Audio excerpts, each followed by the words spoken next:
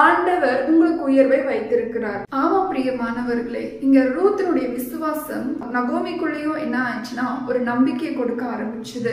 தேவனுடைய வார்த்தை அவருக்குரிய ஒரு சின்ன அவர் மேல ஒரு நம்பிக்கை வச்சுட்டோம் அப்படின்னா அந்த நம்பிக்கையை அவர் காப்பாற்றுகிறவராக இருக்கிறார். இங்க அவங்க பெத்லகேமுக்கு 2 பேருமே கடந்து போறாங்க. ஒரு அனாதையான ஒரு சூழ்நிலை, கையில வெறுமை, கையில காசு கிடையாது. நம்ம போய் என்ன செய்வோம், போற இடத்துல எப்படி இருக்கும், ஒரு இளம் பெண்ணை கூட்டிட்டு ஒரு வயசான அம்மா கூட்டிட்டு போறாங்க அப்படின்னா அங்க இருக்கிற சூழ்நிலைகள் எப்படி இருக்கும், அங்க இருக்கிற மனுஷர்கள் எப்படி இருப்பாங்க, பாதுகாப்பு எப்படிப்பட்டதா இருக்கும். ஆனால் ரூத் எல்லாவற்றையும் அறிந்துதான் தேவன் மேல நம்பிக்கை வைக்கிறாள், தேவனை சாருகிறாள். இந்த இடத்துல வந்துட்டு இந்த சூழ்நிலைக்கு கர்த்தரால காரியங்களை வாய்க்க பண்ண முடியும், என் சூழ்நிலைகளை மாற்ற முடியும் சொல்லிட்டு விசுவாசிக்கிறாள் அந்த இடத்துல ரூத்.